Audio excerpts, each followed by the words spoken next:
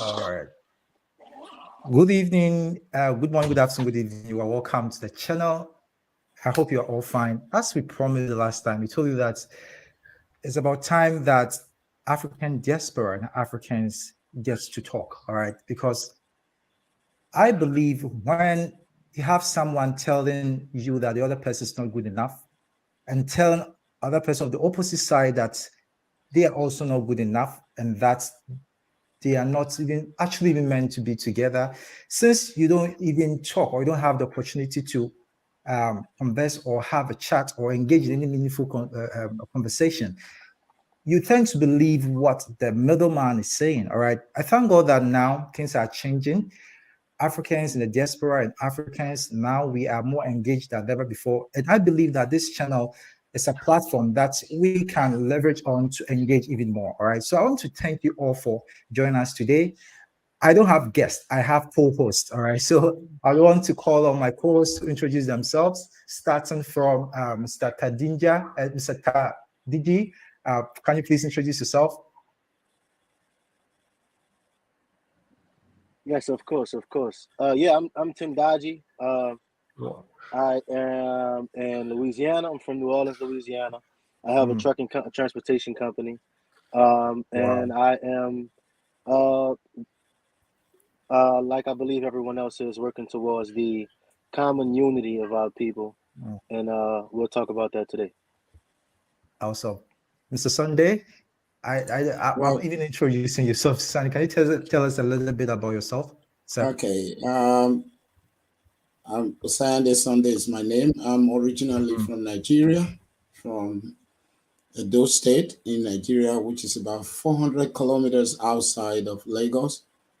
mm, I live I'm based in Bangkok, Thailand. I mm. teach in the university, and Awesome. occasionally I come to Cambodia also for the same purpose. Like now, I'm Wow. in Cambodia. I'm in Cambodia for about 3 months for teaching in the university as well. Wow. That's awesome. We have Professor on the line. Professor, you're welcome. Can you tell us a little bit about yourself and what you do, sir?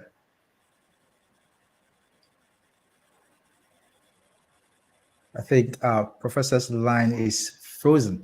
So Yeah, let's get right on. it's Can just you a hear me? delay. He's talking now. It's a delay. Okay.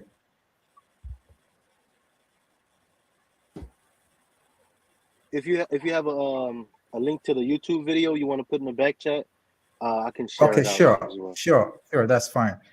So please share the video, and if you are also around, can you let us hear from you, because it's going to be more of an engagement between we as host and you, the person watching.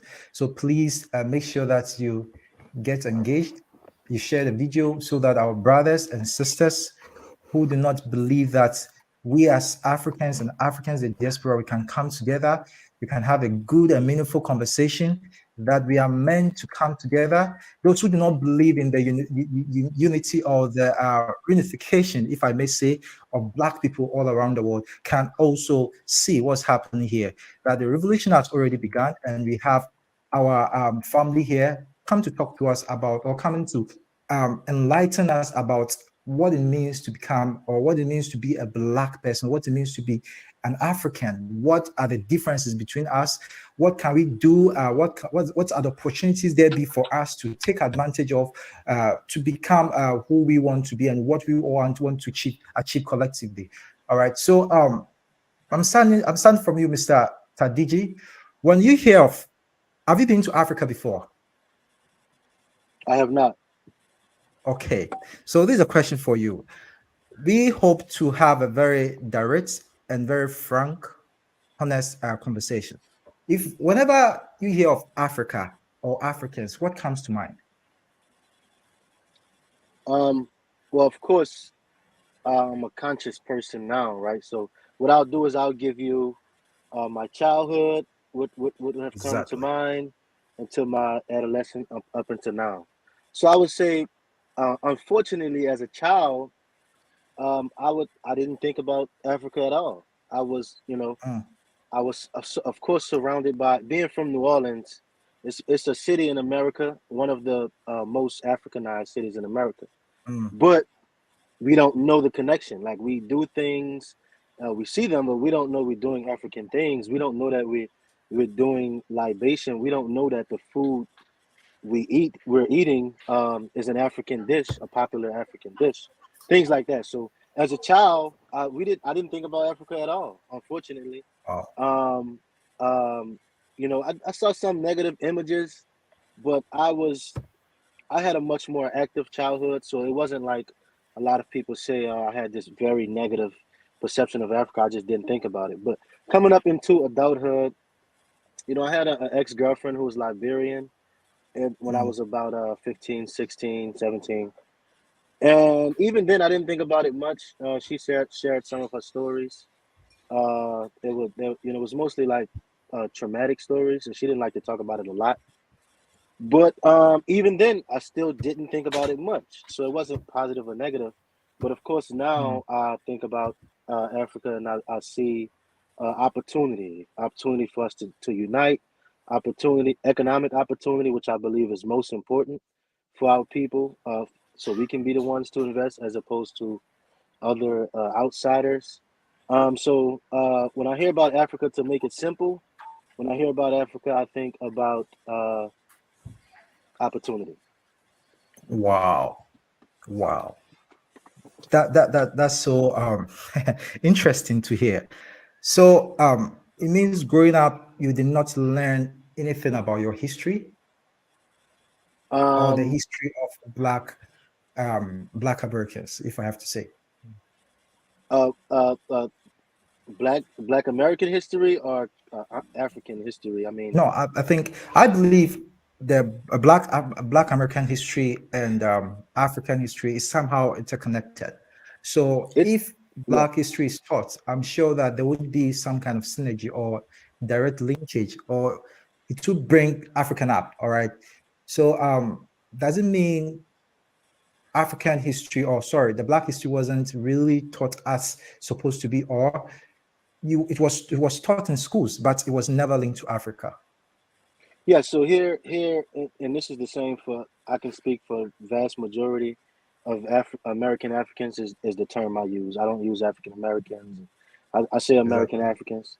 Um, the I, and I know for a fact I can speak for the vast majority of American Africans when I say that, as far as school, unless you come from a household where your parents were in the 60s and 70s, a part of the revolution, a part of self-education and these things, Mm. all you got from school was, you come here uh, from Africa. Literally, that's Wow. it. In school, all your history, they teach you your history begins with slavery, right? It's not in their Yeah. benefit, right? It's not in their benefit to teach us about No. that's our job. You know what I mean? Unfortunately, we got away from community schooling and different weekend and other organized educational programs, and we kind of just let the white man teach us, for many different reasons we're not going to get into. But yes, as far as we know, we get slavery. We got here, and then we go into the slave period, and then we go to emancipation, and they start talking about Abraham Lincoln, and then they go Mm. to Harriet Tubman for maybe a day or two. They spend about a day on Frederick Douglass. They spend about 2 weeks on Martin Luther King, and then it's like that's our entire Wow. history in school lasts about maybe the month of February. But none of Okay. it is spent on anything pre-colonization. Yeah. Okay. So thank you so much, Mr. Sunday. Back to you, or Mr. Sunday to you.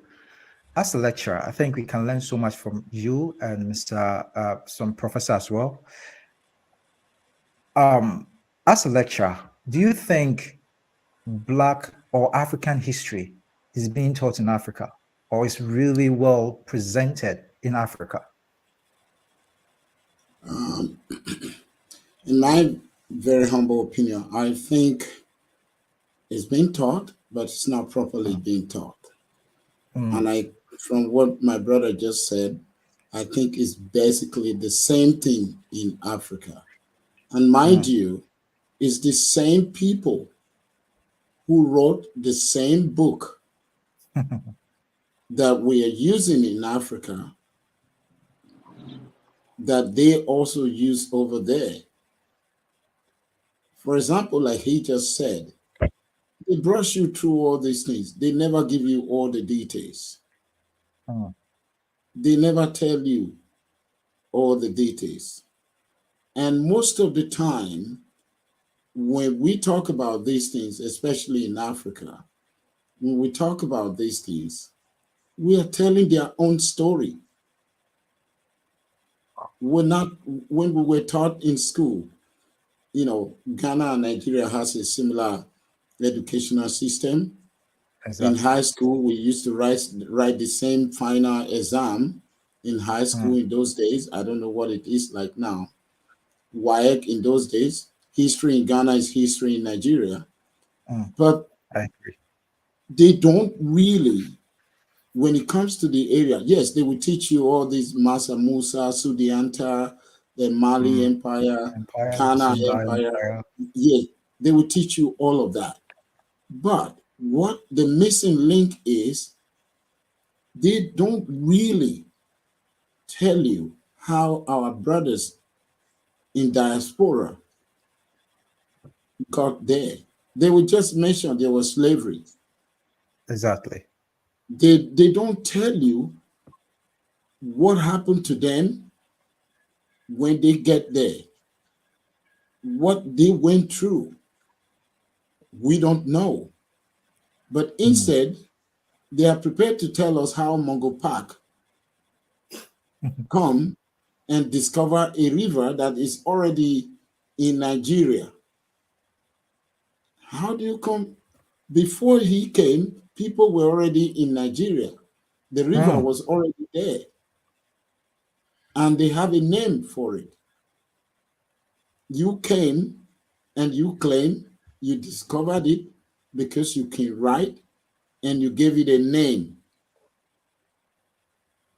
So Wow. basically, we're still reading their own literature, the same faulty But Mr. literature. Mr. Sunday, we have independence. At least we have political sort of political independence. We have all the ability to rewrite our books.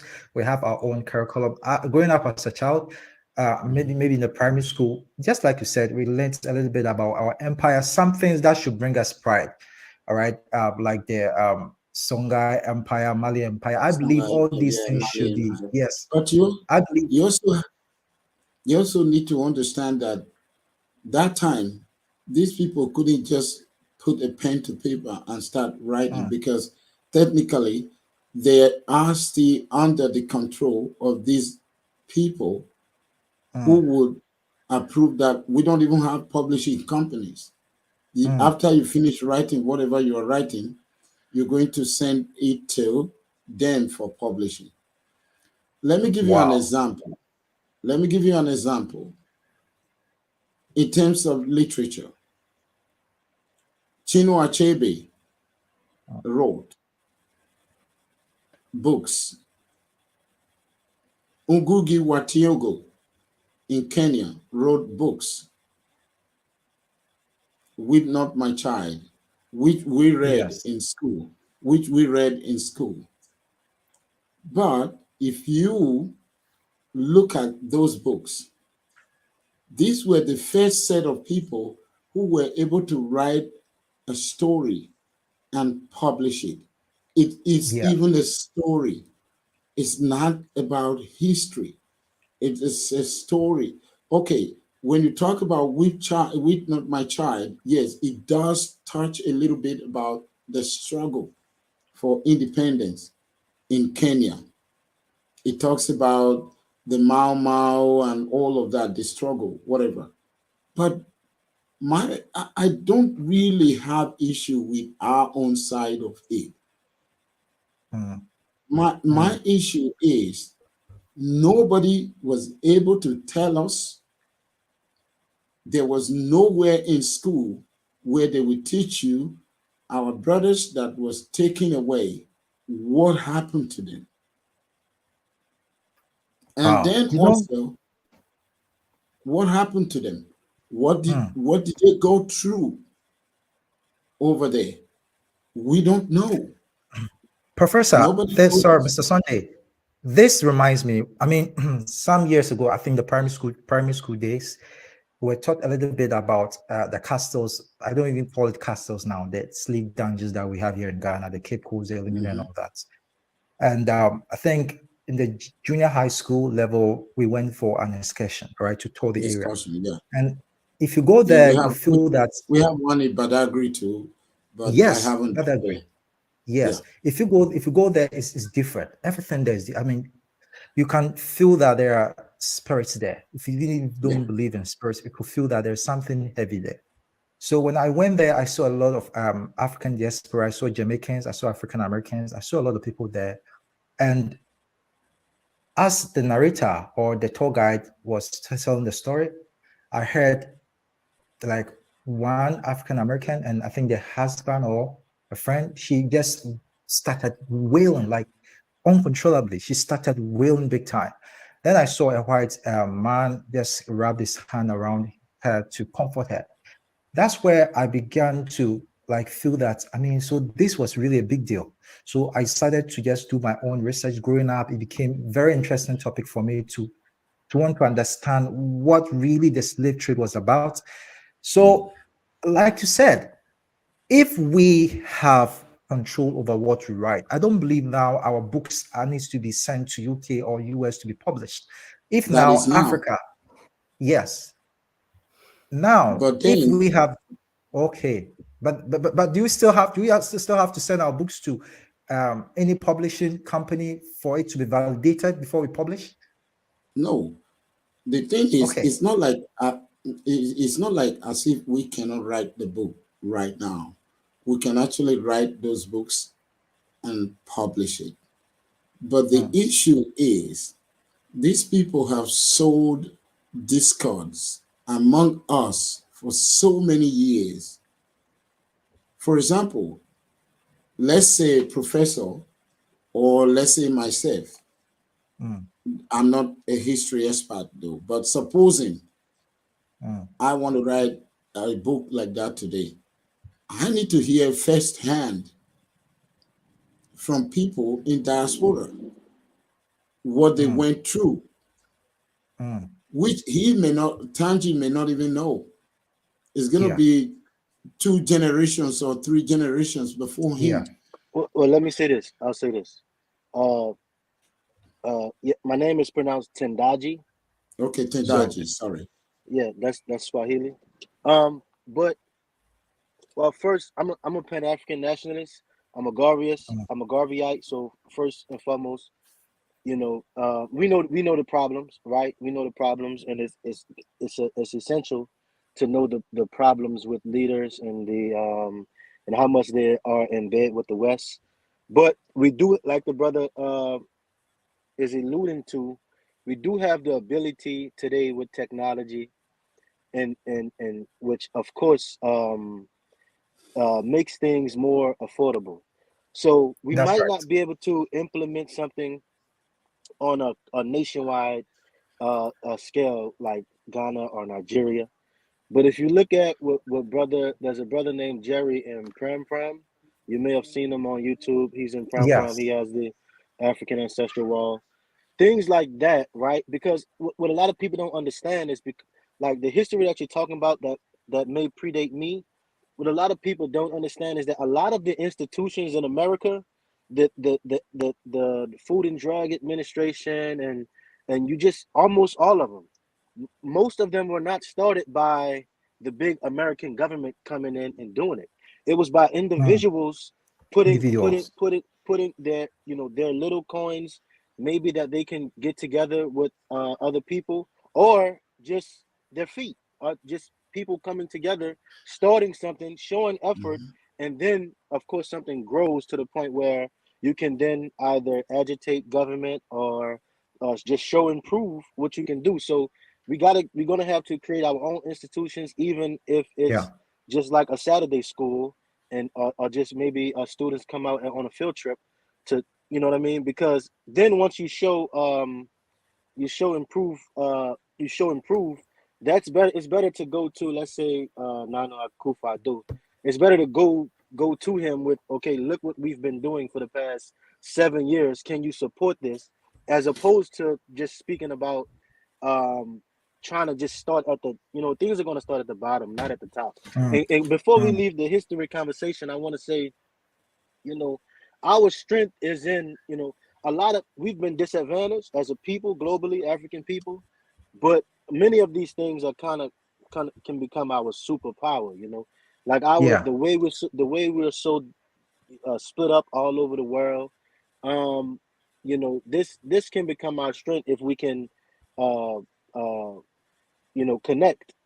If we can connect online, because there may be somebody a black man who in Cambodia or America that owns a printing press machine, and he's just operating like normal.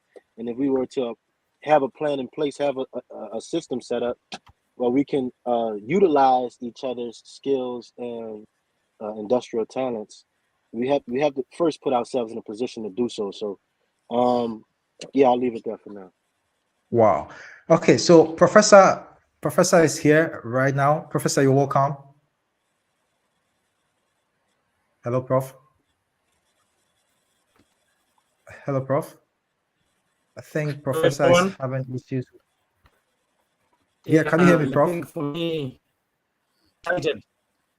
I'm excited about the idea of Africans and African Americans talking and sharing issues that affect our own livelihoods. And as we can work together, we can, like my colleagues are talking about books and publishing, we write books which we can share with our African American colleagues. Oh, I think Professor dropped. Yeah, that's fine. Yeah. Okay, We see Mr. what Sunday. somebody. Okay. Yes. Mr. Sunday, Yes. I don't know about now because of social media and internet. For we as young people, obviously, we are able to research and we can grow with knowing a little bit of the truth and try to have a better relationship with our Africans brothers and sisters in the diaspora.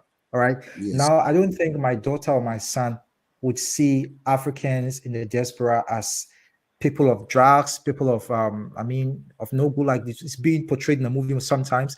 Whenever we watch an African American movie, mostly we see violence. All right, we see guns, we see That's what thugs, we see. That's why yeah, that's what I was even that's what I was watching a video. Sorry to cut in.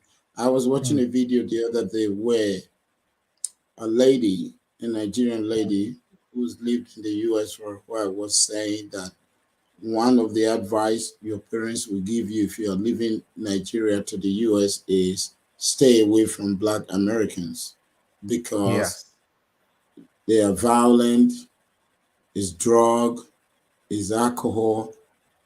And some people were trying to deny it. And I'm like, no, this is it's true. true.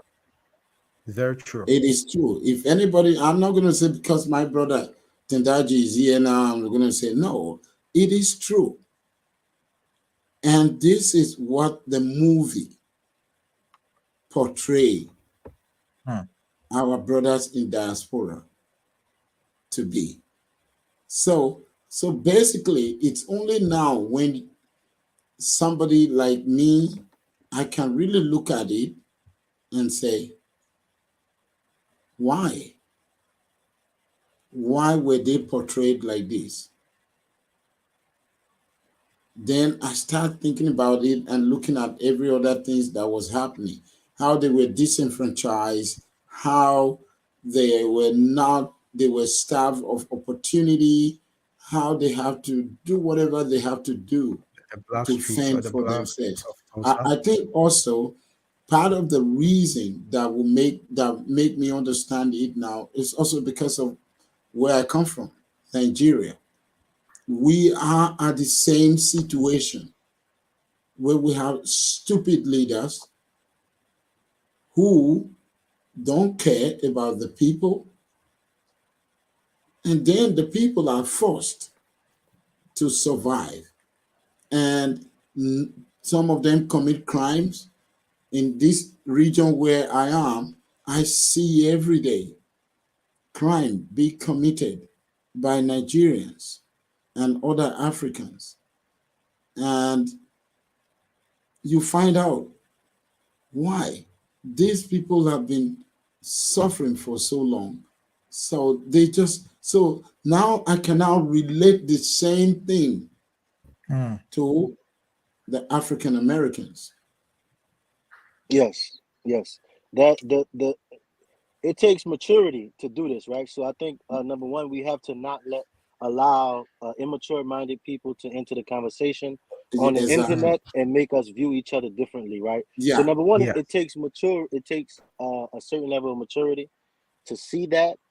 Um, we know that, like for instance, I'm from New Orleans, right? And I'm from a very dangerous city, right? This is the city with the murder capital in America. And so most I have to understand that we don't control the media, right? We don't control the media of America. And if you go to the continent, these are not African broadcasting stations that are choosing.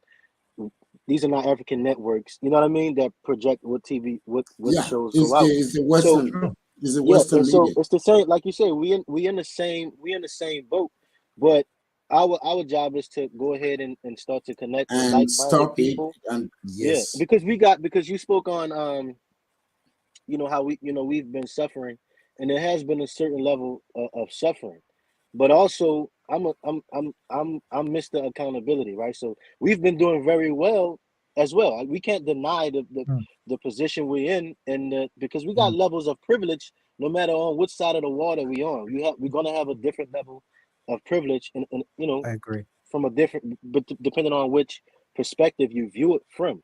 So we have the certain economic opportunities. Our brothers and sisters on the continent uh, have the confidence of knowing who you are, having the ability to control your land, right? So I think, like I said again, these are our strengths, and if we just combine them, because our brothers and sisters on the continent, it's a problem that history hasn't been prioritized, right?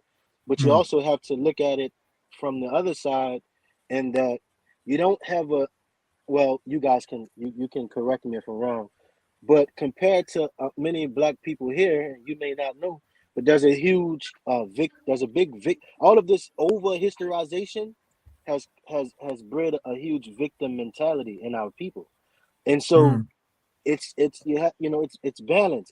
Every coin has two sides. So Yeah. if we can I think it's a perfect match between many of our people who don't have this context of history, which is not a good thing, but they're not over victimized by the white man, white supremacy, right? Combined Yes. with our people who we have been having proximity to the white man in these history, and even though some of us think in a victim mindset too much, we hold ourselves back too much. So I think us Exactly. coming together is just it's a match made in heaven, and we can go far. Exactly. In other words, about time we just let go of what happened. We don't What happened dwell. and Yeah, start a we new look at the page. exactly. We look at the history, But but we don't dwell on it to pull us back.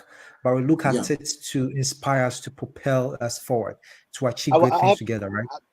I gotta.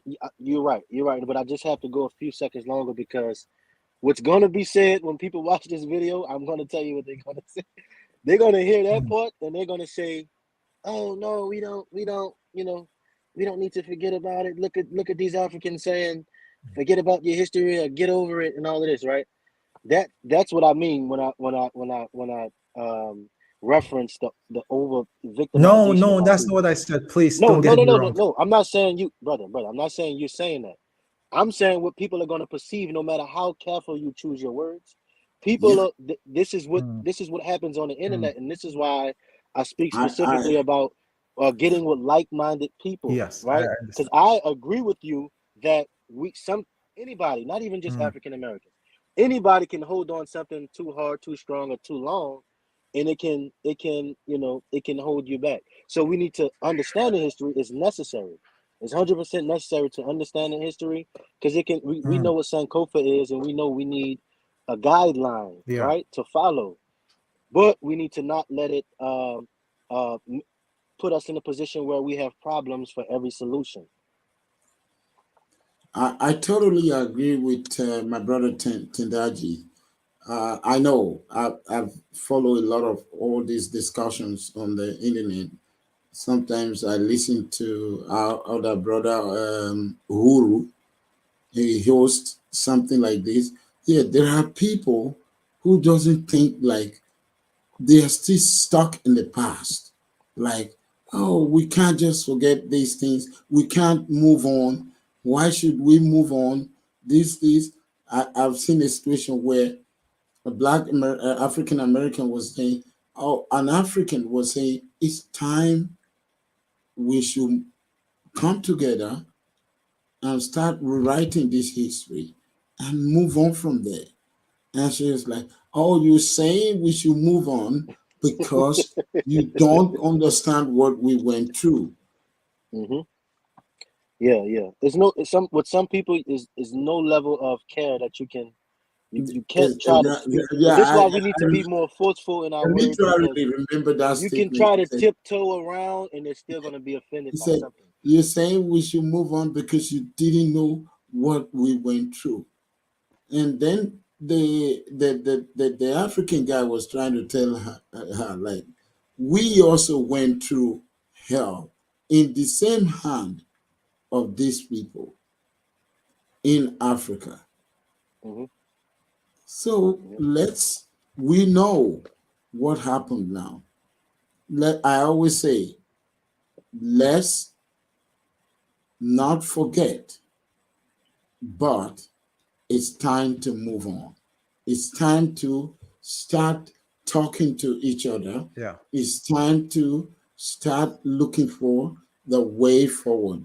Because as we think we now know we can talk about these people are still working at a Yeah, very different level to Mm. keep yeah. us divided No forever. one will wait. No one will wait for us to get it together. Yeah. But please, there's been different groups. I think due to this, like what you're talking about, some kind of, I wouldn't say division among the Black community in America. I should think the quest to attain or get what they rightly deserve in terms of reparation and all that.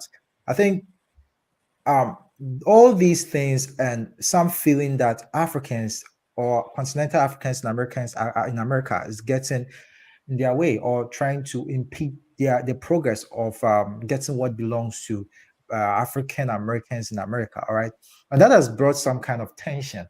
And I believe that has become a catalyst for groups like, how do you call it, FDA and other groups who believe that they don't have any direct link or direct connection with Africa or with the African continent. So with all this noise and with all these people popping up and having very vocal voice, being very vocal, and their message resonating with a lot of people, how can we unite if even among the Black community, each group is coming out with their own ideology and mentality? One guy wrote a comment on the channel and he said that as an African American, he's an African American. He don't call himself an African American. He called himself an Israelite, right? He said they are not African Americans. They came from Israel, then to Africa, and he called the Africans Hamites. I don't know where you got that word from, but he called that Africans were Hamites, and the Hamites just sold them to slavery, all right, to the The, West, all the right. Hamites, So, Hamites were in the exactly, Bible. The Hamites were in the Bible. You see, okay, the thing is, people can tell whatever story. There was something that happened like a couple of weeks ago. A Chinese Jamaican was lambasting black Jamaicans that she doesn't understand why they think they are from Africa, even when there is evidence that yes, they are from Africa. She was telling them that they should stop it, that they don't have anything to do with, no connection with Africa, that they are from Ireland.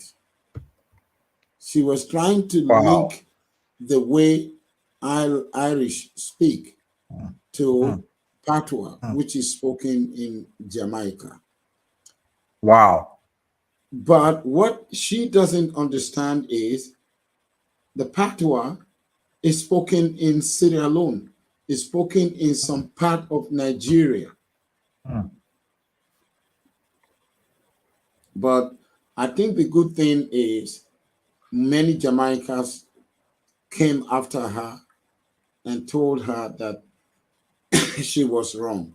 So basically, what I'm trying to say is yes, there are going to be people who will be negative about mm, we coming together. There are people who will be skeptical, and there are people who will say it should not happen at all. But we mm. shouldn't let that discourage us, those of us who believe in it. We should not let it discourage us. We should keep pushing. Mm. Okay, so Mr. Sindaji, what do you have to say to those groups? I know you have to be very quite careful with your choice of words because I believe everybody has their own beliefs and everyone is free to, I mean, create or Yeah, form or come up with any I ideology. mean, All right. But what's your position on these people who believe that they have no connection or uh, I mean, link with the continent. So, Mr. Sunday, I've said a lot. I've said why those kind of noise will pop up. These kind of things is not surprising. Whenever progress are being made, whatever is happening now is kind of a miracle. It's like a dream come true. We never thought that a time will come where Africans and Africans, the diaspora, will be on a platform like this to talk.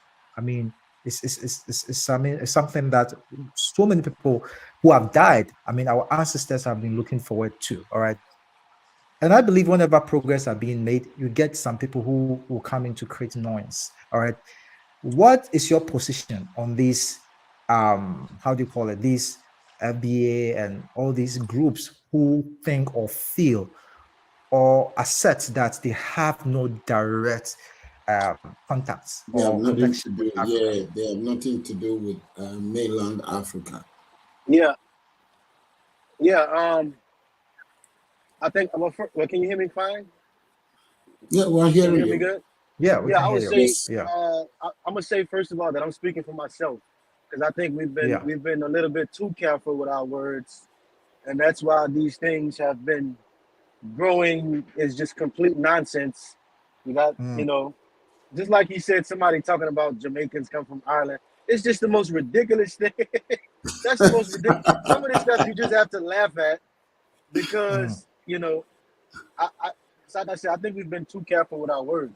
I would say yeah. that this is how I view it, right?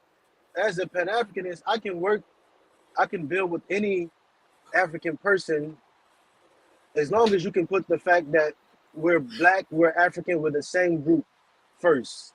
If Mm, you put your mm, religion above this, if you put your island or your country above this, then ultimately I think you're compromised, and at some point we'll see the negative effects of mm, not putting the group first.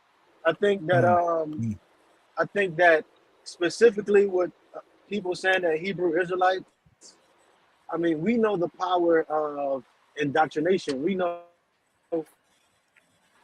I mean, and like I said, I don't want to offend anybody, but I'm unapologetic in my stances, and I think that yes. we know where the Bible comes from.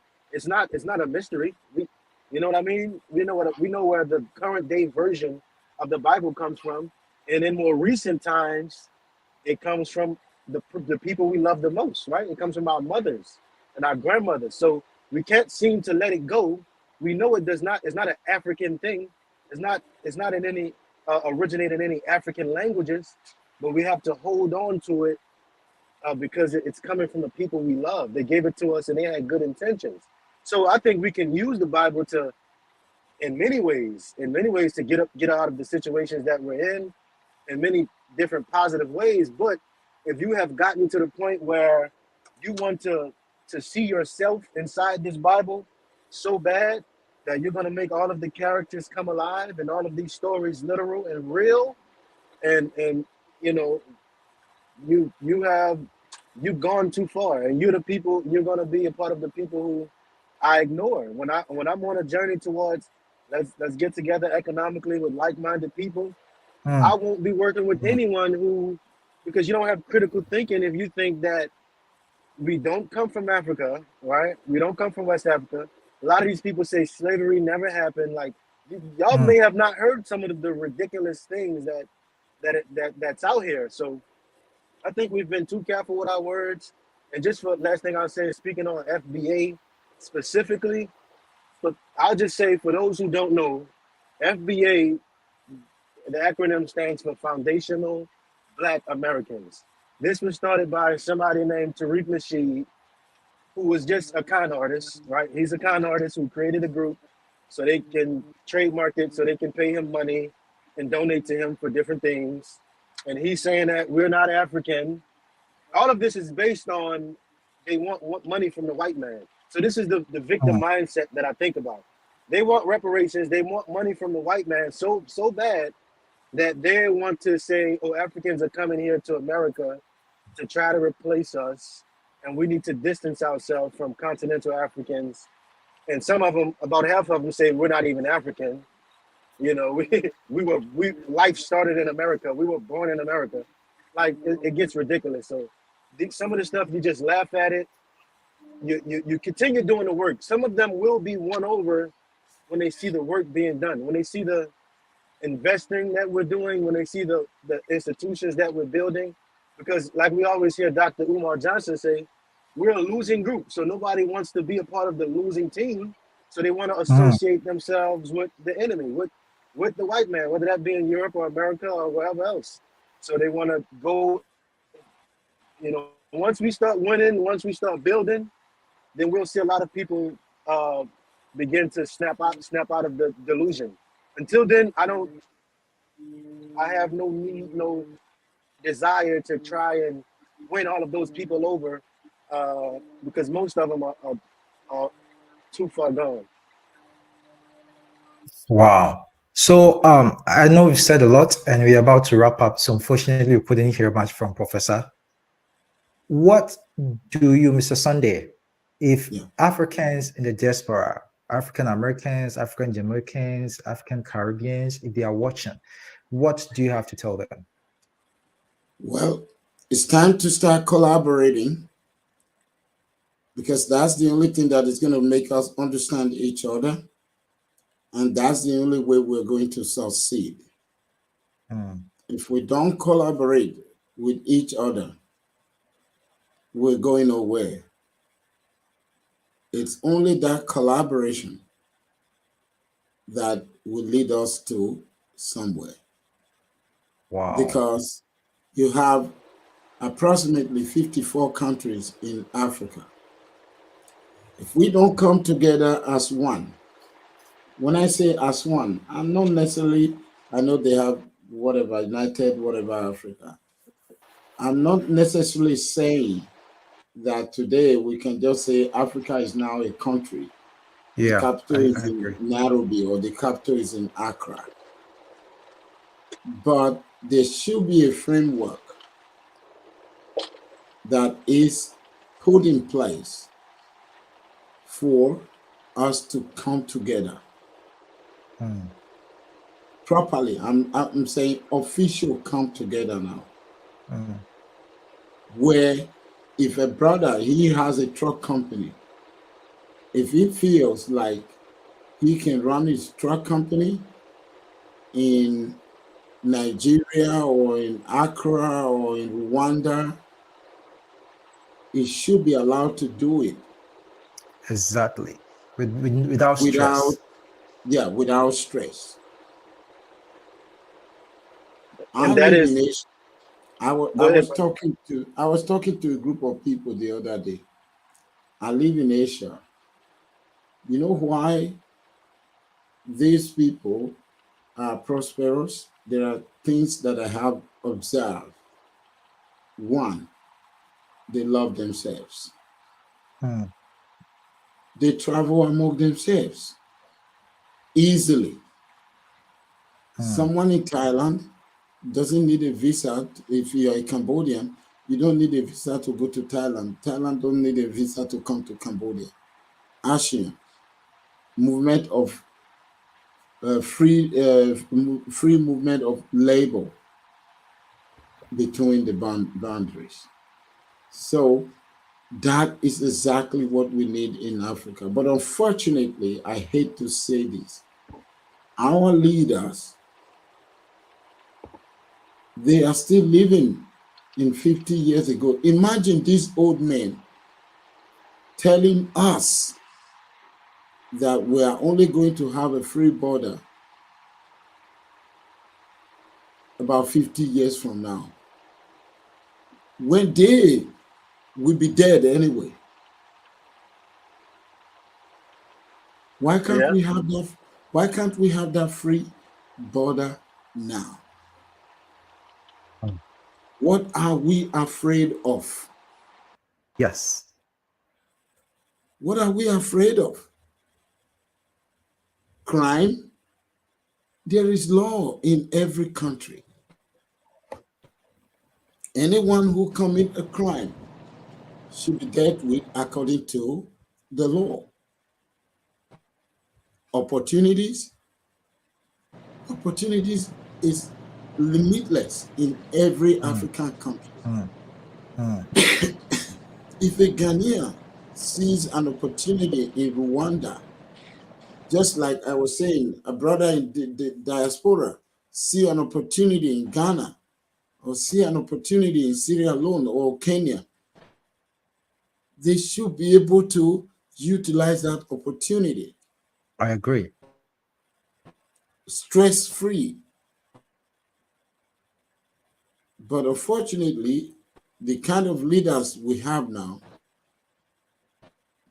they don't have these things. I give you example, my own country. They are clueless. They've been talking about visa and arrival for more than a year now. Why can't still, what is holding it back? The president has decided on it. You want to tell me it's taking them a year to put up facilities at the airport for people to be able to get visa on arrival? How long does it take to do that?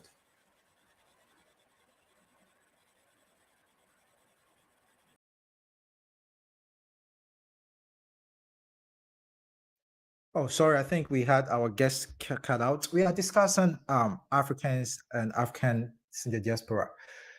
I mean, we are engaging. We've discussed a lot. I'm really touched. You know, a lot of people have waited for such a day to come, and it's a great time to be alive, I should say.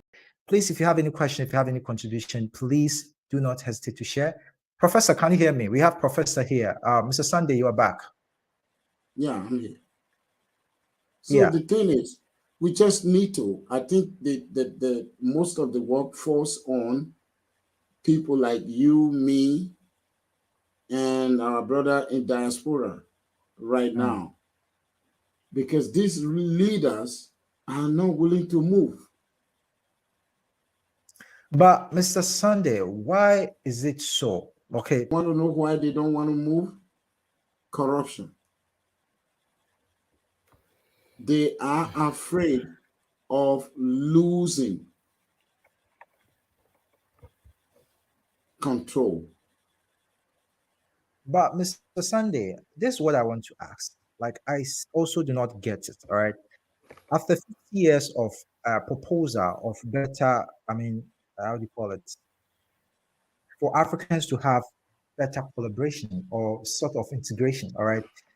You know, Kwame Nkrumah and other people proposed that we have not a country, but a system where let's say, like you said, if I want to move to Nigeria, I should be able to move to Nigeria with my passport, like European, like with ease, with your family, with ease, without any problem. yes. So what is holding our governments back? If they all talk Because about Pan-African, if they all, our president here in Ghana talks about Africans collaborating and African Americans and because African of diaspora. corruption. Because, for example, in ECOWAS, let me give you an example with ECOWAS, where ECOWAS should have free movement now. The ECOWAS chapter say free movement of labor and trade between Yes, ECOWAS countries. But you yes, find out that even the smaller countries, mm, if you are a Ghanaian, you are going mm, to Ivory Coast today, mm. the way they will look at these English people, they see Exactly. us like demons. They see us as English, Yeah. and we see They, them also they to be said, French. oh, don't give them a chance. If you give them a chance. But again, if you look at Africa, it's only the English-speaking countries in West Africa that can really boast of a little bit of freedom. Mm, The mm. French-speaking countries, they are not free. Yeah, it would All only take it'll only take one or two generations for us to we can make a major change in one generation yeah, exactly. with We need to education. start. We just need to start. It's going to have to start with education, and it's going to have to be grassroots. We can't Yeah. depend on the government. I mean, we know we can't. We wish we could. We But say why also, not? You say why not? Also, The I also reason is they think don't. that the diaspora, I also think that I want to give credit to some of my brothers now who are just taking things into their own hand and say, look, enough is enough of this thing. I'm going to go to Ghana. I'm going to go to Rwanda. I'm going to go to Nigeria to see for myself. You Yeah, know, I'm glad they are coming and they are seeing the truth. They are saying that, look, everything is different from what they are being told in the media. So this is the way we can start spreading that positivity.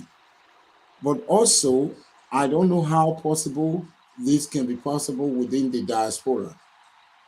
If there can be a way where they can have a kind of, organization to do where what? they need to be represented in African Union meeting. Actually, now, as I speak now, they do have Africa is now 55 states because they have the diaspora flag also represented at the African Union. They should Yeah, I be think it was at formalized African last year. Union, and they should be talking to, if they have some kind of leaders, they should be talking to these leaders and say, look, this is what we want.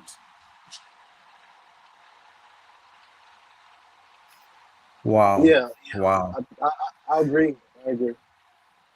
So So, the diasporas need to also do some work and get some people in place. I know Ghana is at the forefront of all of this. Ghana actually have the diaspora office in the presidency, and they can, deal with issues very fast. Mr. All countries, Sunday, Yeah, I think that's something Mr. that needs to Sunday, happen. I think a lot of people are. yeah, but before that, Mr. Sunday, I saw a picture. All right, so not a picture. I mean, I saw pictures actually of African Americans and Africans in the diaspora in Nigeria, and in those picture, they have been initiated in their community. So I didn't even know that so many of African diaspora are now integrating in the Nigerian there community. are Oh, thousands of them yeah, in Nigeria. But exactly. the So thing my is, question it's is, just, why isn't it put out? I mean, formal. Former. Yeah, why don't you Yeah, formalize it? a lot of them are asking questions, especially those who have their DNA mainly from Nigeria.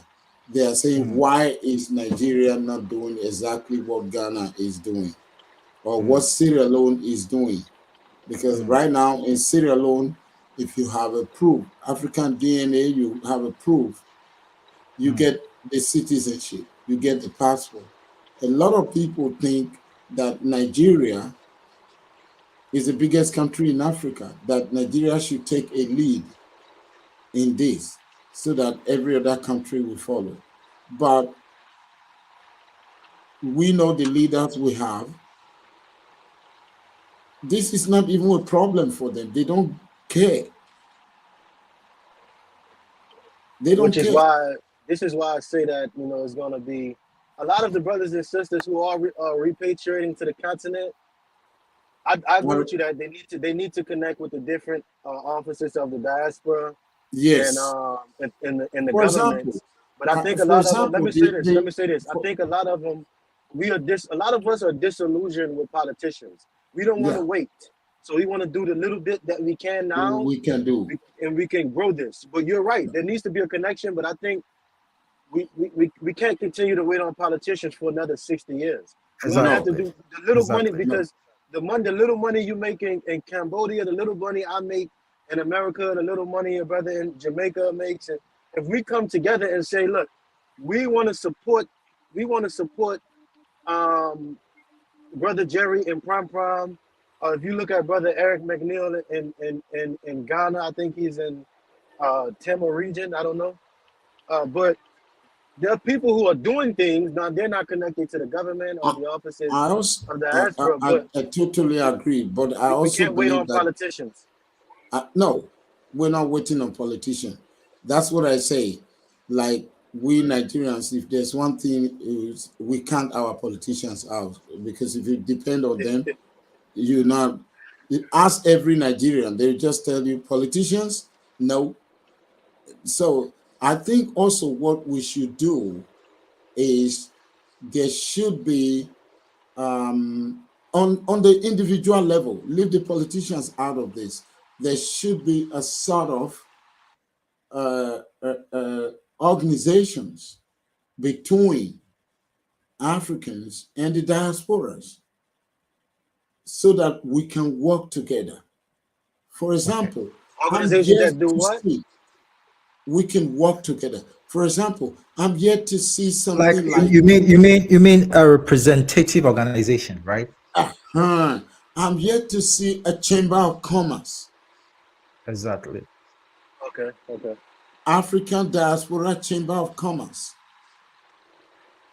Yeah. If Americans can go to Ghana and have a chamber of commerce, Ghana Yes, we do. American We do Chamber of have Commerce, Ghana America Chamber of German, Ghana they Chamber have of the Commerce. same thing in Nigeria. And if you look at these things they have in Nigeria, they are dominated by the whites. So I'm not saying that we should take that from them. That's in the government. Why? What is wrong with Africans in Africa like me and you and the diaspora coming together and say, this is the Chamber of Commerce where we can exchange ideas, where we can say, okay, here is this opportunity in Rwanda. Who is interested? Because through that Chamber of Commerce, we can be able to come together and say, okay, Mr. Johnson from Atlanta is interested. And I say this with emphasis. There are so many projects that Chinese and the Indians are doing, which our brothers in diaspora can do. I remember one time I told somebody on the internet, an African American, I said, you guys have to come home. He said, why do we have to come? That's what he asked. Mr. Sunday, the narrative is that some sizable number of African Americans believe that we sold them to slavery. I went to, there's some kind of small truths, I mean, some kind of truths in it. Just like the times of unfortunate Holocaust that happened, there was also some agents among them, right? So even in America during the Cold War, there were how do you call it? There was people spying, there were double spies and all that. So you could find people who have their own evil special interest operating in any evil situation, all right? But there are places in Ghana here, a place called Shema, where an entire community or village were lied to, that the entire youth in the community were being taken to the America to be trained. Because when the colonizers came, they built great roads. At that time, they built how do you call it, a lantern, kerosene powered street lights and all that. And so that this is the innovation that's going on there. So if you're able to take your people there, they can learn this new skill, this technology, this innovation, and then they can come back to support the community. And they came with gospel. They used it for such purpose. And after they've taken these people, after these villages or this community have given their families or their children to them, they'll go and train them and come back. They will take this to the castle or the dungeon or the slave dungeon there or the castle. And if you go in there and see what happens there, it's serious. I did a video about that. They've carved a small hole. When you are within the castle, you have a panoramic view of whatever is happening in the village. You see everything, but you can never see. Behind, I mean, to the community, it's a very small hole, but inside the castle, it's a real big hole. They have everything. They see everything there, and they're able to dig an underground from where the castle is situated to some part to close to the sea. They created some small island where the slave will be transported. And they signed an agreement with the chief that, oh, this place, we are doing some project there, so no one should come to that area and all that. So at a point when these villagers saw that their children were not coming back, 15 years, 20 years, and they are not coming back, they began to ask questions. And these whites were telling them that, hey, we are sorry, these people don't want to come back. They are saying you guys are backward, and I don't know, they don't want to come back. And the villagers realized that the story is becoming the same because each family is having similar stories. So they began to revolt. And guess what? They were brutalized. That's when they really came out to say that, hey, this is a time to show you that you are now being enslaved. So they took over an entire community. All right. But a lot of people do not know this story. They believe that African chiefs sold them, was regular business as usual. They sold them into slavery. And then why should we come back? Yeah, you but understand? also So, they don't also to add to what you said. Yes, there were chiefs in Africa that were threatened with deposition if they don't allow slavery to go on within their community. exactly. Or capture. I think they even set up in Some Cape of them Coast. were even They set up captured. precedents. Exactly. Yeah. Some of them were captured in Cape Coast. I agree. And yeah, some of them were captured and said, look, if you don't allow these things to go on, then this is what we're going to do to you. They will capture them. They did the same thing in Benin. I agree. Yeah. In Benin, in Benin, when the Scottish came, when they invaded in 1897, they invaded the Great Benin Kingdom. They did the same thing. They took the Oba away and took him to Calabar because he resisted them. They took him away to Calabar.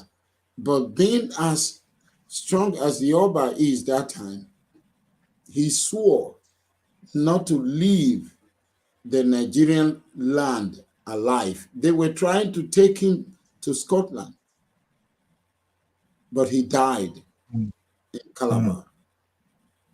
Well, I'm just talking about, this is the Oba. We're not even talking about the chiefs that they arrested because of what they those wanted. taken to islands, those sent to exile. Exactly, because of what they wanted. And if these people were not playing to this gallery, they will go after them. Not many African Americans, our brothers in diaspora, know these things. Yes, they've been told, well, even the same media have been told, why do you want to go to Africa? They sold you into slavery anyway. They don't want you.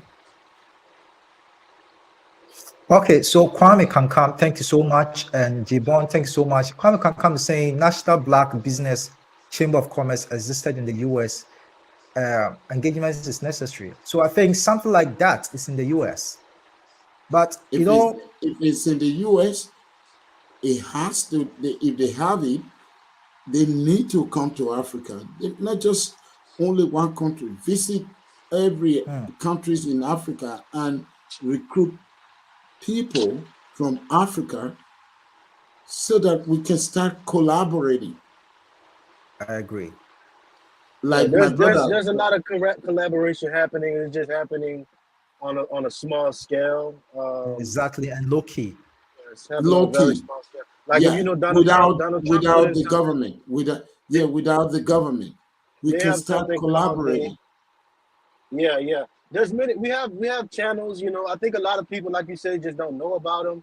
Like you know, AGOA, they have the African Growth and Opportunity Act, which allows people in America to bring in goods from Africa with no tax or anything like that. So they have some things going on. Like you say, a lot of people just don't know about it. Exactly. It's maybe probably it's not well communicated, or people It's do not not well communicated. That's the exactly. thing. That's why we need to bridge that gap, that collaboration. For example, how many African American know that they can buy land in Nigeria? With It's no getting better. restriction. It's getting better. It's getting better. I'll speak on With this no though restriction. when you spoke about we no restriction. If you have your money today, you go to Nigeria, you see a land you like, you say you want, you buy. And land in Nigeria is pretty cheap. Yeah? They have It's freehold pretty land cheap. in Nigeria? Sorry? Do they have freehold land? Yes.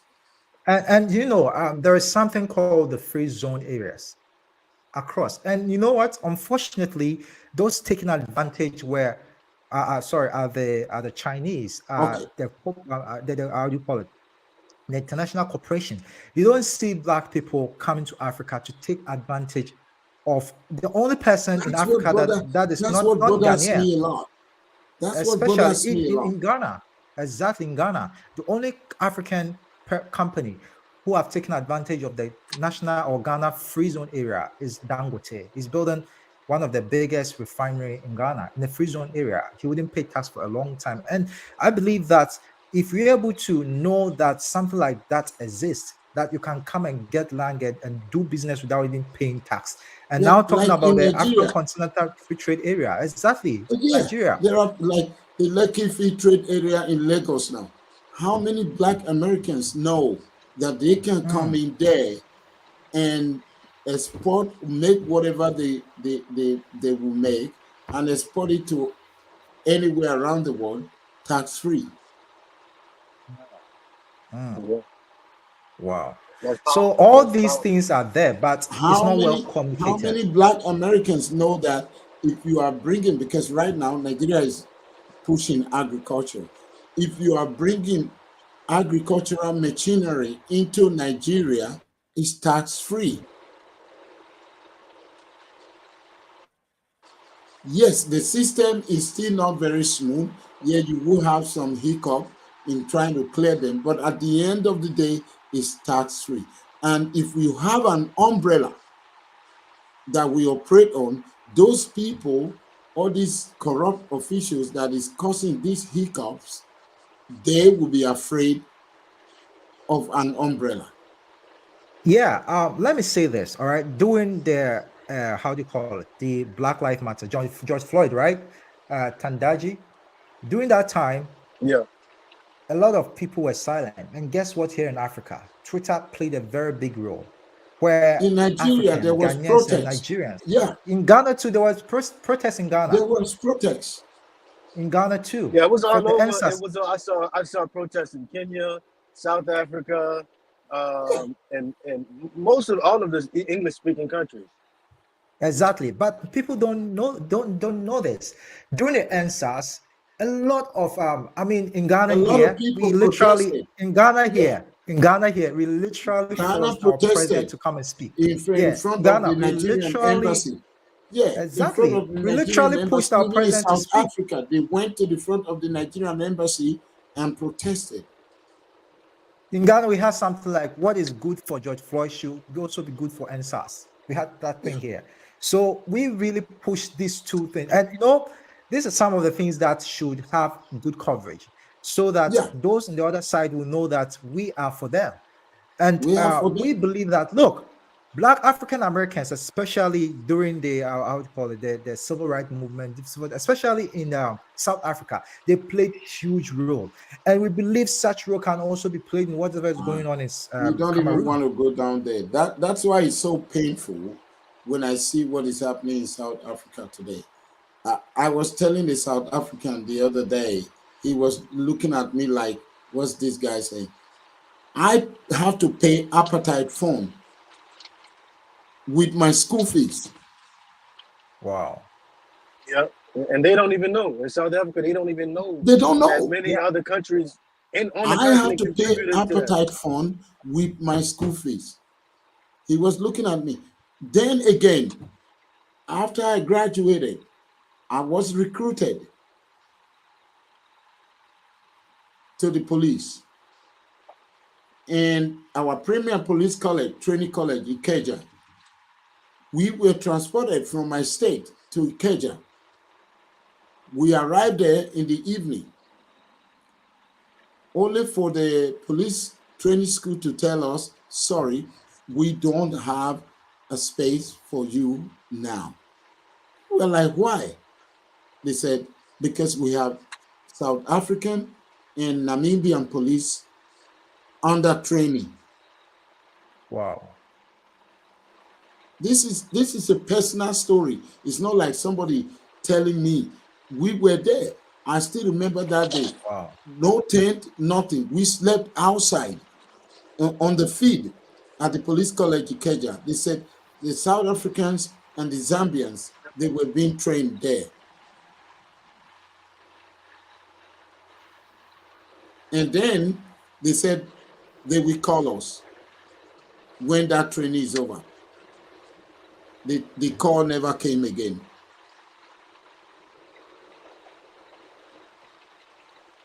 So when I see what is Wow. happening Yeah,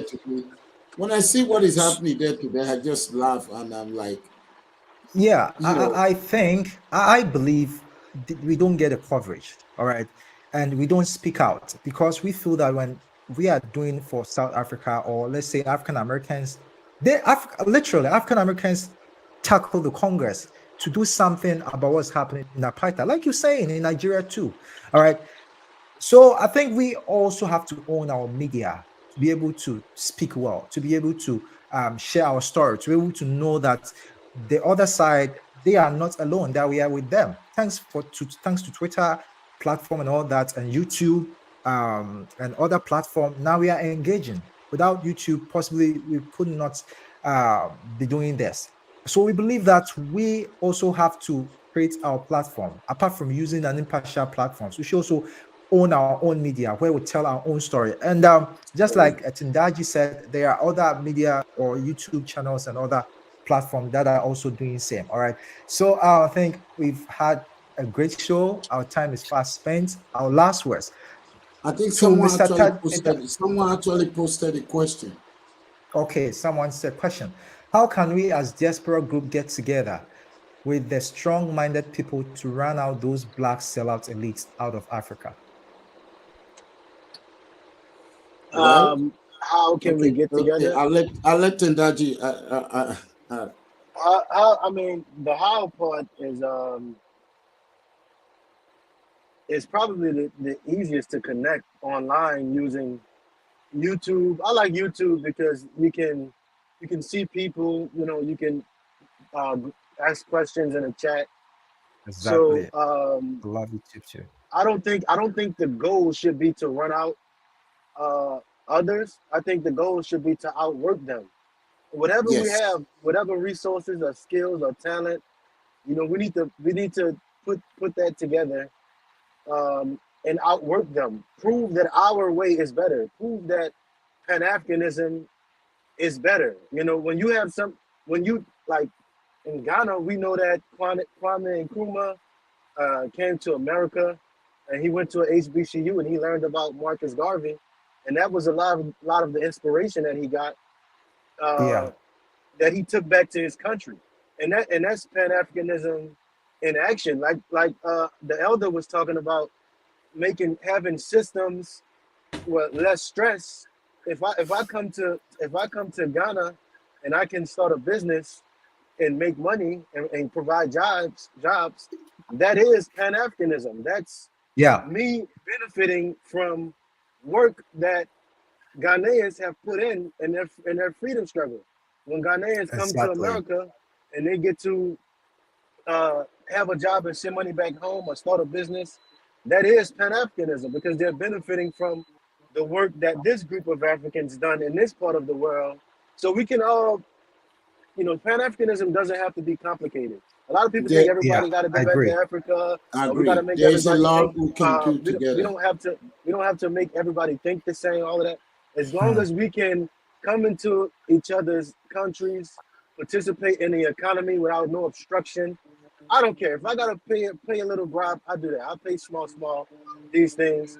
But if we Provided can, if we can, provided you get it done.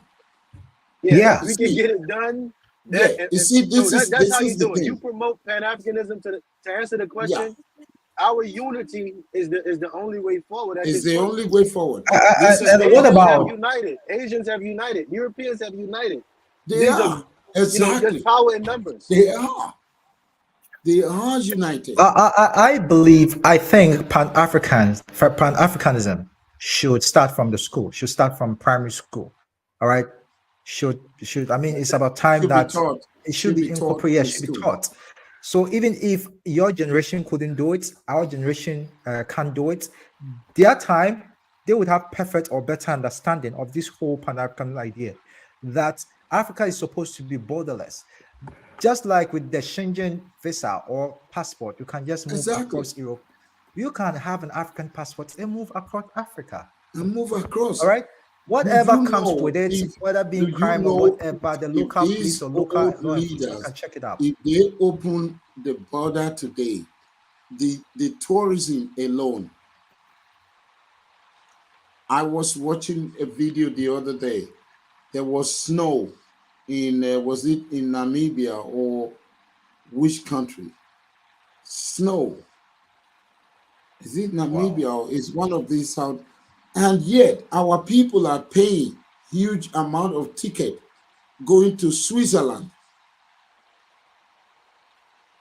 just to go and see snow. Sand dunes. They are paying a huge amount of money going to Dubai to go on. When in Namibia, there's sand dunes. But if you go there now, you say, I want to go to Namibia, the kind of things they will tell you to provide for the visa. Exactly. Even Dangote once said it, that it is easier for him to get a visa into Europe and America than some African countries. Wademaya also said saying that it's very difficult to move around Wademaya Africa also and said handle the it. same thing. Why? You can imagine, I can't remember which country, I think it's Namibia or whatever. You can imagine, it's winter time now, they have snow. If they make it easier for tourists to, you can imagine how many people that are going to say, oh, I've never seen snow in my life. Let me go to Namibia and visit why they have snow. Yeah. Promote this. One brother put in the chat, he said Ghana has to buy oil from outside. Is that Pan-Africanism? No, that's not Pan-Africanism. But that's not Pan-Africanism. if you look at Lake Volta and the electricity generated, and what country is that? Benin and Togo next to Ghana. You know, was that a lot like 15% of the electricity generated goes to Benin? That's Pan-Africanism. Us helping each other. one person That is having everything absolutely and the true. next person having nothing is not. That's not the That way to is go. why, I think what the negative aspect of Pan-Africanism or African integration is more often than not highlighted. That's what we achieve together. For example, Nigeria and Ghana have been working closely for a long time. for a very Nigerian long oil has time, powered, yes, Nigerian oil has power, powered Ghana's gas, Nigeria has economy been for a giving long time. them, been Nigeria has selling been gas to building Ghana. exactly for a long We, time. But and most now, often than before, even now that Dangote refinery is almost completed, Ghana was the first people to go there again and say, look, once it start working, we want to start getting our finished product from here, not yeah, bringing it from exactly. Russia or Ukraine. They have sent delegation to Dangote twice. So the refinery is almost done. At the moment it start running, why should Ghana go and waste money to And bring buy oil from oil from Europe Russia? or Arab. It would be cheaper to get it from Nigeria there into Ghana. Exactly. So So I these think are there are some more of being done, but we tend to look at what, there's more we can do together. There is yeah. just more we can do together. I was talking to, we have a problem also with some section of Africa where the people are still very timid. I'm sorry to say, It's true. Southern and Eastern Africa, who doesn't see the need for them to even, as I told people, I tried to tell them in one forum, the fact that you see a Nigerian in your country or you see a Ghanaian in your country open up a shop, it doesn't mean that that Ghanaian is destitute or that Nigerian is destitute in his country. He came there and he saw opportunity and he took it. You can do the same in every country in Africa. If you go Exactly. to Ghana today and you see an opportunity as a Kenyan, take it. You know Take what he told me? advantage. Oh, Yeah. we are comfortable. We are comfortable in our country. We don't want to go to another country. It's a function of education. Yeah. There's a Wow. Nigerian bank that was supposed to take over a bank in Kenya. It didn't go through because of opposition. But if the Chinese are taking over that bank now,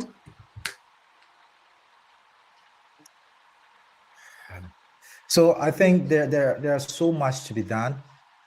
But if the people begin to work together, people like you and I, we have student exchange programs. I mean, more collaboration, more integration or integrating Yeah, projects or programs across board.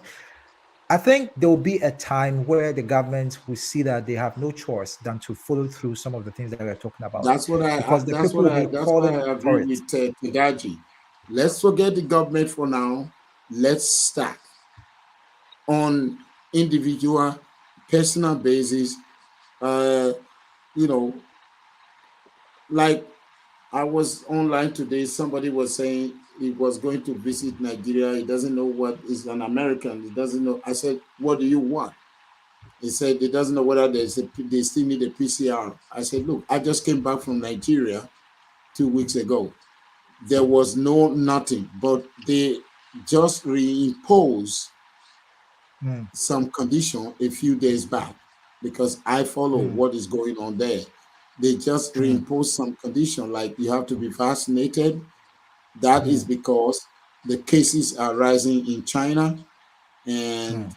they don't want. So I told her, and I asked her simple. I said, "Where are you visiting? Is it Lagos or Abuja?" I was going to link her with people in Abuja Mm. and say, "Look, if you're going to Abuja, I can give you numbers of people. These are people that I know. They are my family member. I can link you up with them and anything you want, even dealing with the government, they can tell you what to do and what not to do.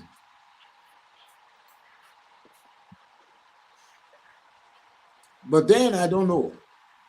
He didn't come back to me. He didn't reply. I said, well, that's it. I've done my best. I mean, I'm not going to force you. If it's in Lagos, I don't know. I'm not going to lie. I don't know much in Lagos. I don't know many people. Wow, we've had a very fruitful and very interesting. Wish you could continue or would continue because it's something which is vital for our for Black people for our progress. All right, and Nino Brown, let me just quickly put this to you. Nigeria has 200 million people.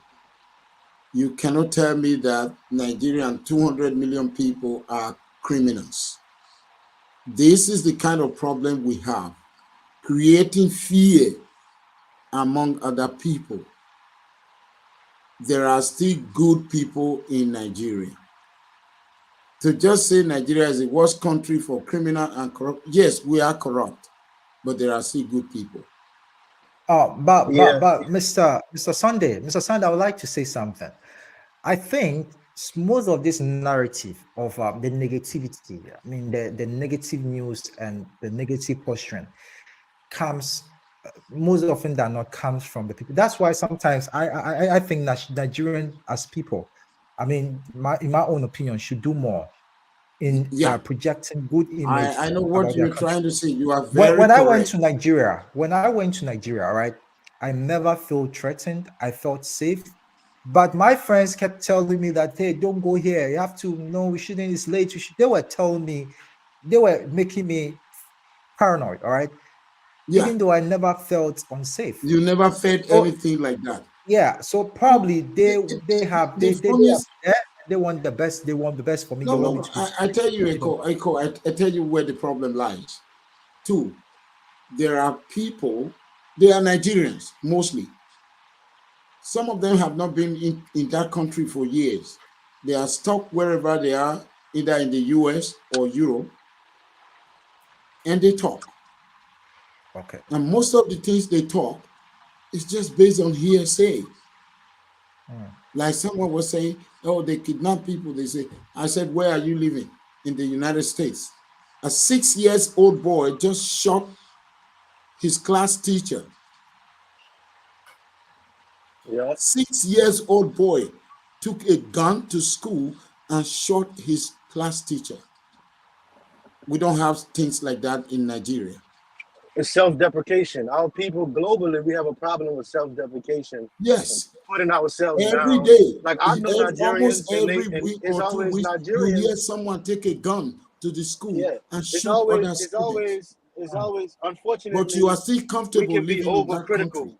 Unfortunately, we can be overcritical. Like you and me, Nigerian brother or sister, and the only things that some of them, not all of them, want to say about Nigeria is negative things. They just want to speak. I'm sorry to say, especially I'll say this about Nigeria has one of the biggest opportunities with Nollywood to project a positive image. We have 100%. 100%. Nollywood is so huge. Everybody around the world knows about it, and it has the biggest opportunity to project a positive image. So, but I think maybe going forward that we'll see more positive things. I hope so. So the thing is, like you said before, most people, this is something people don't understand. Also, like Nollywood or the music industry, the government don't give a damn about those things. They don't put money into these things. It's just individual. That's why I agree with what we said today. Forget the government. Let's start working on individual basis. Because these people, unless we I think Professor is good now. Professor, can you hear me? Can you hear us? Yeah, I can hear you. Okay, finally. Can you say something now? We can hear you. Yes. Now, maybe a lot has been said and I didn't make a contribution, but I just want to say that, yeah, there's a lot we can do between the diaspora and we here in Africa, a lot of things, we can work together in the areas of like education, for example, where we promote even benchmarking. We have a student exchange back and forth. Yeah. We have investments even in education, where we can build good schools here in Africa, and then let our colleagues, African Americans from all over the world, come and visit and go to such institutions. And even in terms of investment, I've seen about this infrastructure where other countries are pooling resources. And so the African Americans working with their colleagues in Africa can inject a lot of investment, and the returns are very good here in Africa. So it would be just very nice for us to work together. Yeah, Professor. Also, we are just far behind time. Want to run up? Can you tell us a little bit about your channel? And can you hear me, Prof? Tell us a little Yes, bit I about hear your you. channel. Yeah. Yes, I hear you. I have a channel. One, I have a website where I have posted a few books I've recently written, and some of these books even actually touch on the issues of our heritage as Africans, and even the movement within between Africa, the slave trade and all this. Even in some of these books, I'm touching on the black pharaohs, the Moors, and what they have been able to do in Europe, in the Americas, and yet we as Africans have not reached a point of appreciating these contributions. So my website allows people to look at things. I write books in the area of the interface of physics and chemistry, quantum mechanics, and it's very exciting things that our colleagues, African Americans, even here in Africa, together we can look at some of these things we are writing. I know one of my colleagues here, panelist, was talking about books which have been written by African authors, the likes of Chinua Achebe, Wole Soyinka. Now we need to embrace even diverse thinking to include areas of science, because when we do this, we are aiming at stimulating the thoughts that go on in our amongst ourselves, and together we need to see even Nobel Prizes in science. Let it not only be in literature, where we have been doing very well, and even peace, Nobel Peace Prize. Why are we not seeing things like Nobel Prizes in chemistry for African or African Americans, Nobel Prize in physics, African Americans, Africans here in Africa? So such books are intended to stimulate our thinking and believe that yes, we can, as Africans, Yeah. as Black Americans, We can. we working together, there is a lot we can do. So I think We that can do. website,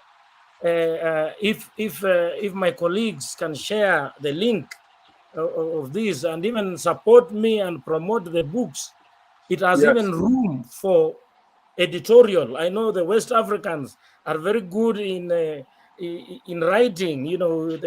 Nigeria is producing very great writers. So we can work together, edit books together, and commercialize these books globally.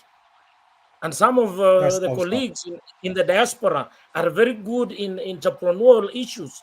So they can come and support the African colleagues here in Africa so that we can together grow our economies. Thank you, Chair, for allowing me Is some your space. website on your YouTube channel? I also have a YouTube channel. The YouTube channel, the website I've shared with Emmanuel. I hope he can Yeah, he should put it on the description for this video. exactly, so that website can be seen to be a resource for The Africa resource and for everyone. for everyone. And I was in Ghana sometime, Accra, and I passed through the airport. So a very nice book written by a Ghanaian academic, and he was writing a book on how to use water as medicine. I even still have the book here in Kenya, very well written by a Ghanaian author. So together we can read across Africa and inform even our colleagues who are in America. We know that there are some scenarios where they say even their system, the literacy levels in some places we find is a bit low. So why can't we together pull them up so that we are all going together as the Black Africans and African Americans together? Let's lift each other. So I would be happy if my YouTube channel is shared, as well as my... Yes, I'm sharing it. I've shared it already. Oh, you've shared it. Yeah. Thank you very much. Yes. Thank you very much. I'll do that. And I'll post on I'll the be channel. willing to listen to comments. It's even sharing an opportunity for investment, including people who are good in editorial work from across Africa or even America. If they see these titles and they like them, we can work together and make them really nice books. What I have is what you would call zero draft, but we can work together and make them first edition, second edition, and input a lot of material from across Africa to help inform colleagues. Wow. Thank you. Thank you so much. If anybody is willing to write, books on how to deal with the West, based on what I have seen here in Asia, I'll be willing to contribute to that, because we are making so many mistakes in Africa. Confrontation is not going to work. Wow. Asians don't confront the West. They manipulate them to get what they want. Wow. This is I what think there's so many collaborations that we need to. That's what the channel. They I believe manipulate them to get what they want. They play them. They play the game. They don't confront. If you confront these people, if you confront them, they will destroy you. They will bring you down. Exactly. We can't. Yes, exactly. And I think we even more so live in a world of collaboration. So it's just that in as much as we collaborate, you should also be mindful of our national interests. The Chinese That's what I'm saying. collaborating with America. They don't give you an example. in a lot of things. I give you a typical example before we go. In 1978, when Nigeria first discovered oil, OPEC was just formed. The US sent delegates to Nigeria and said, don't join OPEC. Let's have a deal. Because at that time, Iran was in charge of OPEC, Shah of Iran. And the price of the barrel of oil was $200. And that was suffocating the US economy. The US sent delegates to Nigeria and said, now that you've discovered oil in large quantity, don't join OPEC. Let's have an agreement where we will do technology transfer, infrastructure, in everything. I know you don't have to trust them. But for me, I think Nigeria should have taken that option. But unfortunately, the person we had at the head of state that time, General Murtala Muhammad, a Muslim, the moment the Shah of Iran saw that the Americans sent delegates to Nigeria, he invited Murtala Muhammad to Tehran, where they gave him a red carpet welcome, and they had a summit, and the Shah of Iran told General Murtala Muhammad, I'm just telling you the difference between confrontation and manipulation. And he said, why do you have to sell your oil to America at an agreed price, which is probably lower than the market price, when you can sell it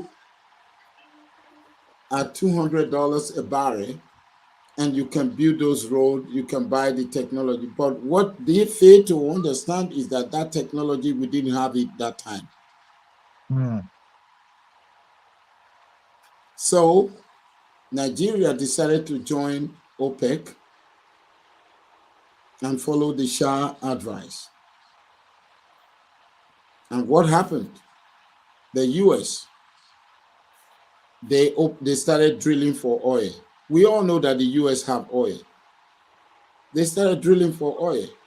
When they started drilling for oil in the early 80s, what happened? The price of oil crashed.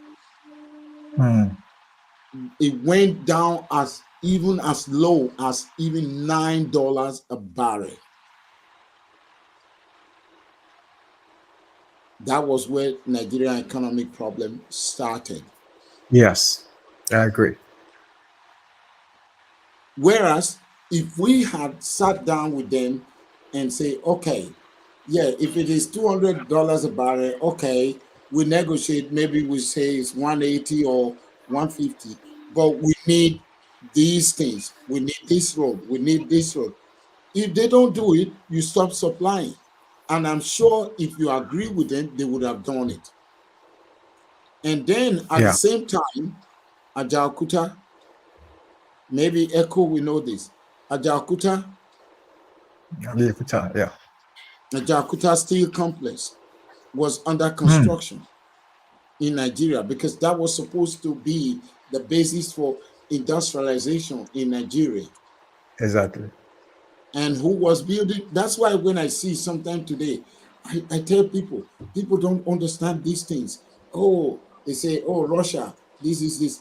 These people don't give a damn about you as a black man. We have no friends. We have no friends. So when I hear somewhere today, oh, Russia is doing this, Africans should support Russia, I say, man, think twice. Russians, they were the one building Ajaokuta. Who asked them to stop it? The US. And they did. Till this moment, you and I are talking. It's more than how many years? Almost 50 years. Ajaokuta still has never worked. It has never worked. All these were punishment that the US and Europe put on Nigeria for joining OPEC, and then they crashed the price of oil. That's why I said, look, some of the things we do, we shouldn't be broadcasting it. Like the other days, it's Ghana, oh, we're going to be buying. If you want to buy gold, use gold to buy oil, where are you buying it from? Are you buying it from Nigeria? Go straight to Nigeria and talk to Nigeria in private. We're using gold. We want to use gold to buy oil. You don't need to go out the whole world. And what people don't also understand, America has the highest gold reserve in the world. If they want to frustrate that thing, they just release a little bit of their gold, the price of gold will drop. Yep. All right. Anyway, next time we have more to talk. I think we would have more time to talk about this because it's very insightful and it's something that we should know. We African youths, there's so much that we should know. All right. I believe we are more now into entertainment than consciousness. I'm for entertainment, by the way, but I believe we should also be very conscious of the things around us, on how we should progress. Some of the conversations we should all be engaged. We have to collaborate, come together, find a better way to move forward. Exactly. Personally, confrontation doesn't work. Okay. I agree, because we live in a world right now that you can never win. Especially Africa, we can't win a confrontation. We can't win in confrontation. Yes, we can. We only have to collaborate. All right. So last words. Let's give some few minutes. First, Mr. Tadinji, if you have any message for Africans, what would that be? My message for African people is that I believe that we don't have a long amount of time to get it together, to invest, whether we're going to be outside of the continent or on the continent, get earn whatever we can earn it, and try to own as much of the continent ourselves as possible, because I believe we have maybe 10 or 15 years before the large corporations, they'll be in every country buying up all of the land. I'm in America, so I can see what's going to happen. We can see what's going to happen before it comes to Africa. We can see all of the good land is poisoned from chemicals and pesticides, and the factories and the power plants release poison into the air, and it comes down onto the same fields that the cows eat from, and all of the meat is poisoned and all of the food is processed. And we can see the future for Africa if we don't intervene, if we don't get I on the agree. continent and keep these things from happening. And when the corporations come in, that we can stand in between the corporations and the people and say, well, look, these things must be done. If you're going to do it, you have to do it our way. Because I notice if we don't come in and collaborate with each other, the everyday people on the ground, they're not going to know any better. They're not going to know that, okay, yeah, they say they're building a factory and they're going to bring 500 jobs, but what they're not telling you is that they're going to be releasing chemicals, and so we have to work together. We have 10 or 15 more years before we are all just going to be just workers. We're just going to all be workers, working from the time we're born to the time we die, working for corporations that benefit white people, Lebanese, Asians. When they come to the continent, when they come to Africa, they make money to take it away. American Africans, Caribbean Africans, we're not the same. When we make money in Africa, that money's gonna stay in Africa. We're gonna reinvest that money into the land, into the people, into different countries, and try to provide more jobs. So we need to see each other as brothers and sisters. We speak different languages. Not all of us are good people. You got rotten people on both sides. You got people who are gonna lie and try to incite division. I want to say, don't be tricked. I want to especially speak to a lot of continental Africans. Many are being tricked to be on these spaces on the internet where they just want to argue and debate, and they want to try to prove to people like these FBA groups who say they are anti-African. They want to try to prove themselves to them. You don't need to prove yourself to anybody, right? You don't need to prove to them that you're a good, you're a good person. No, you leave them. Get with the people who are about building. Get with Brother Echo. Get with the professor. Like the other elder mentioned, search for Uhuru. Go to that platform. There's another one called Pan-Africanism Strikes Back. Let's be in places where we can build with one another, where we can learn from each other, and where we can collaborate. The last thing I'll say is economic opportunity and entrepreneurship is the most important thing. There's nothing more important than that because we can't do the things we need to do without money, right? We can't do these things without money. We can't build the schools or pay the teachers or get the roads done or whatever without money, even if it's just a little bit. We can then take that and work with others to grow more. So, the message of today is collaboration, I guess, which is Pan-Africanism. Thank you very much, my brother. That's a very straightforward message. I see someone in the comments saying you don't have African blood in you. He does have an African blood in him. Tanji is an African. So long, I say one thing. When Burna Boy won the Grammy, and his mother was to make a speech. Is it Grammy or BET? I think it was BET. And he said, before you were American, you were first an African. So for someone to say, oh, you don't have an African blood in you, we in Africa, we don't subscribe to that. If that is what you are telling yourself, that is you only. I see Yeah, 10 is my brother. just like Tajaji said, that you can believe whatever it be, and we don't have to, You as believe. Africans, South Yeah, Africans, we don't, what affected them affected us equally. So sometimes we yeah, just want to win them back. Many people think that exactly. we want them here because of economic reason. Hey, some of us are I good. see, We don't I need anyone. see, Some don't need. We can't be okay, but we feel that we look. I did have one boss, all right, an European in the company that I used to work for, and before this man came to Ghana, he's heard a lot of things, bad stuff about Africa, and he felt sick. He has to postpone his travel for more than 4 times just because whenever he thought about Africa and malaria and all this kind of stuff, he feels sick. It becomes very immobile. Then this guy landed in Ghana, and as I speak now, he's built a house in Ghana. He owns businesses in Ghana, and he's expanded. He's a white European.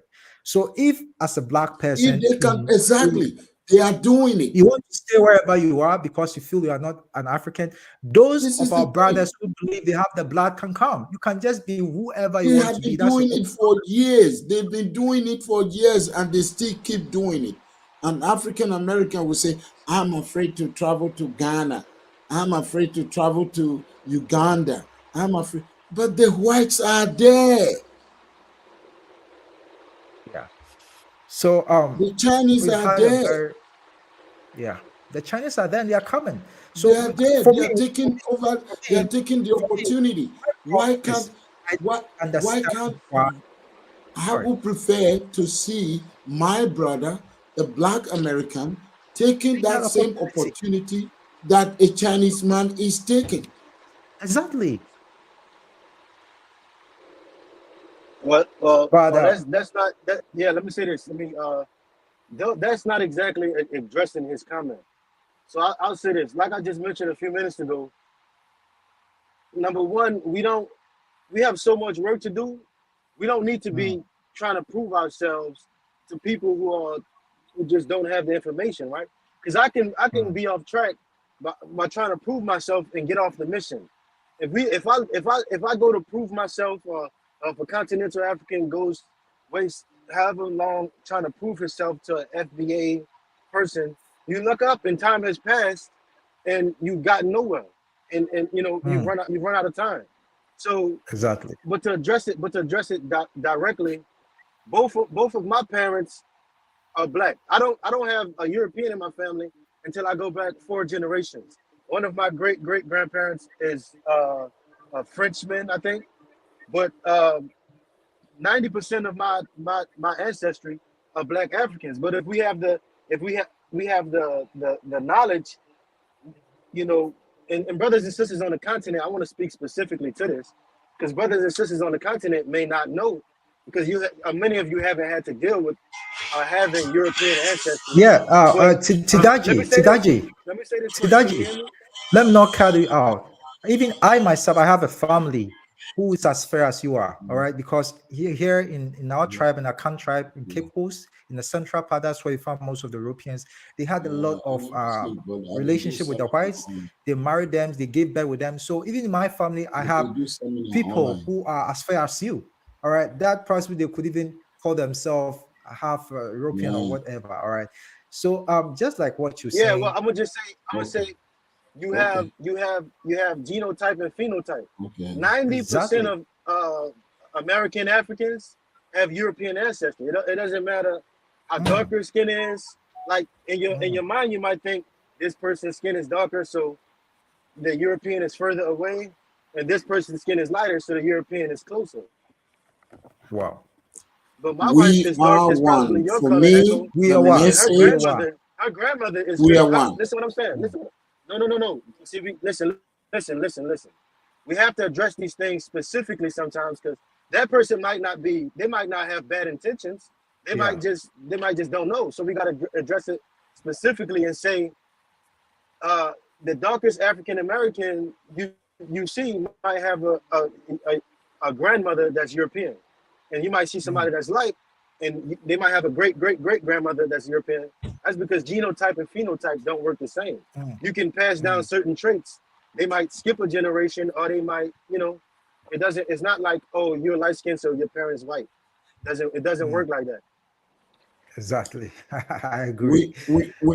Nina Brown just asked a question: how can we stop the Chinese and the Indians? We can stop them. We can't stop. If we start collaborating. Yeah. If we start collaborating among ourselves. If we start collaborating among ourselves, we can stop them.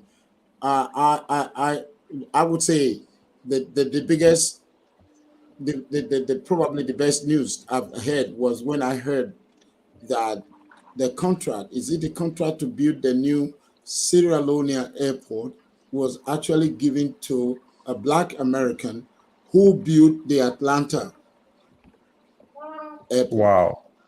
Wow. You can imagine. Yeah. I think his name was I forgot his name. Wow. Yeah. You know how many airports that is being constructed in Ghana and Nigeria right now? If that brother can handle all of these things, why do we need the Chinese? Yeah, Africa is underdeveloped. Underdeveloped means there's more room, or there are more rooms for development. More room. So why do we please need take the advantage. Chinese?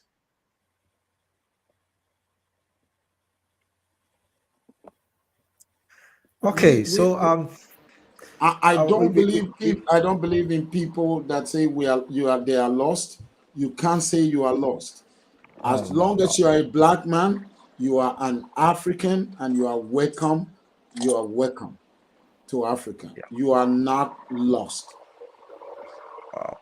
Okay, Professor, your last words, then we wrap up. Last word for Professor. Thank you. Yeah, I just want to thank you, Manuel and team, for such a good initiative. And I'm just saying that with all the great things that have been said tonight, I'm wondering on how the follow-up can be done.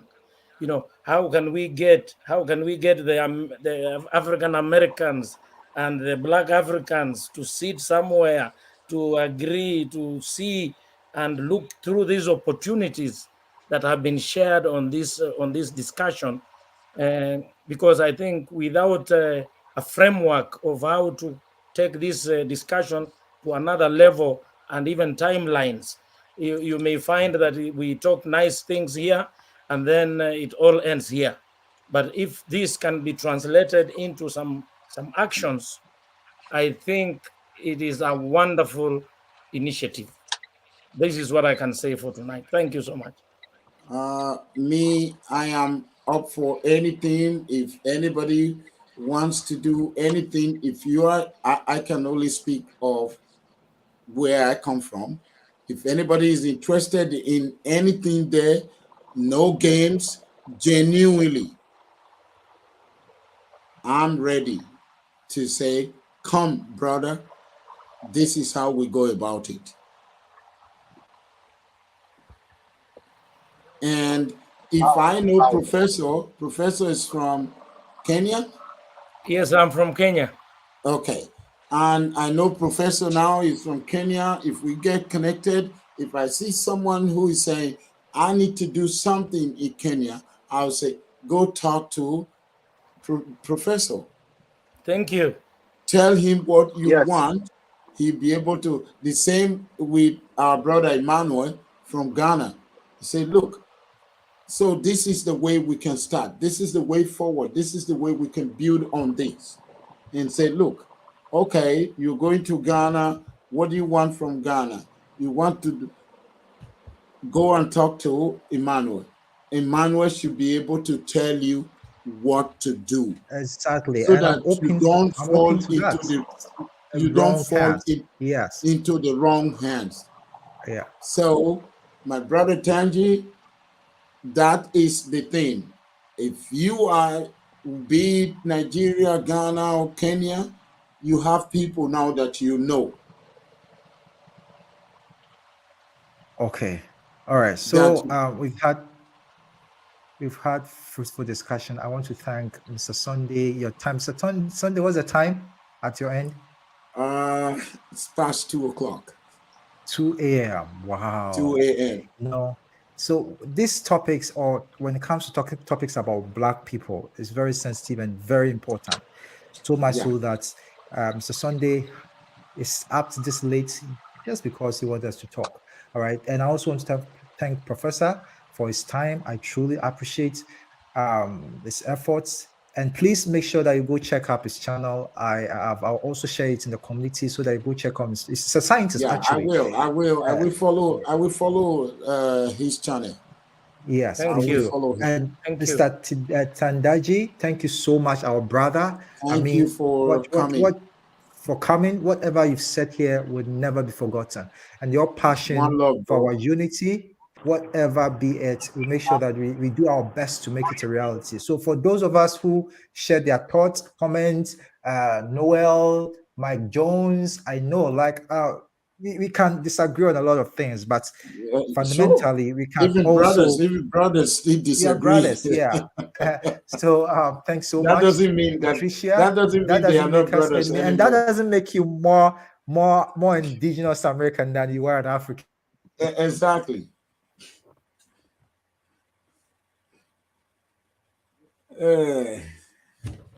Okay, Emmanuel, thank you very much. You have the next batch. Let me know.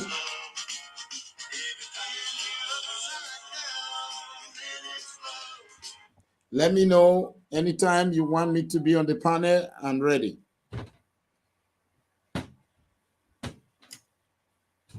And I'll follow up on the discussion. Professor, Yes. Good night. Peace. Good night, peace and thank love. you so much. Yeah, peace and love. All you right. will see. I'll follow your channel. I'll write some comments there. You will. Please do. I'll be so happy. I will let you know that. And Ima, so get it going. Good night, everybody. Thank you.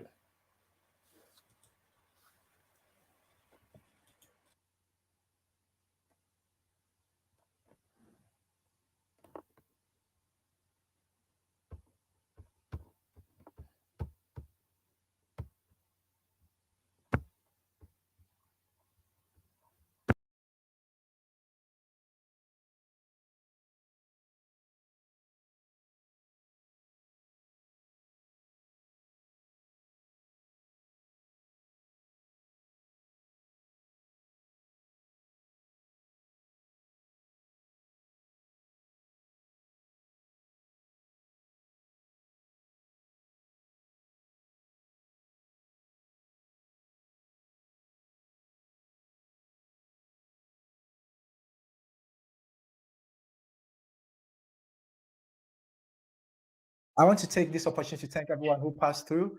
God bless you all. I ran out of battery. That's why I went up a little bit. All right. So I just want to take this opportunity to thank everyone who joined the discussion. It's a good show. We hope to continue next time. We host different people. We hope to have a Ghanaian, a Nigerian, and a Jamaican on the next show.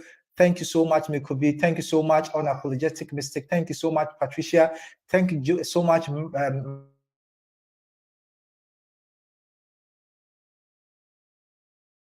thank you so much for everything. Thank you. I can't name all of you. All right. Thank you so much for those who donated. Water, thank you so much. Flavors, thank you so much. Let me scroll up to see more people, especially those who donated.